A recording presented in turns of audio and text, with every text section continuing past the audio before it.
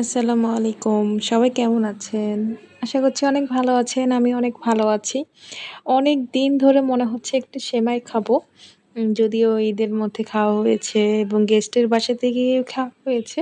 কিন্তু আমি নিজে বানাই নাই এবার। তো ভাবলাম যে একটু সেমাই বানাই। তো ভাবলাম আপনাদের সাথেও শেয়ার করি। খুবই সহজ পদ্ধতিতে আমি বানাই এবং আমার সেমাই খেতে খুবই ভালো লাগে। তো এখানে ingredients গুলো তো আমি বলেই দিব।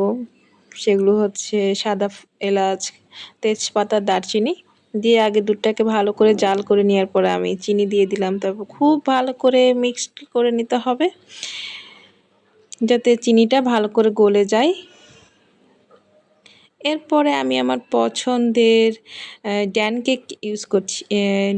ড্যান কেক বা ড্যান ফুডের যে সেমাইটা, লাচ্চা সেমাইটা সেটা কিন্তু ভেরি টেস্টি। তো আপনারা চাইলে অন্যান্য ব্র্যান্ডেরও ইউজ করতে পারেন, বাট এই সেমাইটা একবার ট্রাই করে দেখবেন। আমি কোনো পেইড প্রমোশন করছি না, আমার জাস্ট ভালো লাগে তাই আমি আমার ভিউয়ারদের সাথে শেয়ার করছি। এটাতে সব কিছু দেওয়া থাকে, কাজু বাদাম কিশমিশ, তাই আপনার এক্সট্রা করে কোনো কিছু অ্যাড করার প্রয়োজন হবে না। তার জন্যই আমি এটা আপনাদের কাছে সাজেস্ট করছি।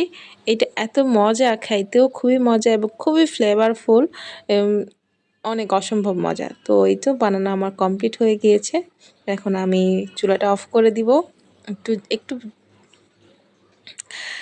তারপর নেড়ে চেড়ে আমি তো আর সহ্য করতে পারতেছি না, মনে হচ্ছে যে আমি এখনই খেয়ে ফেলি।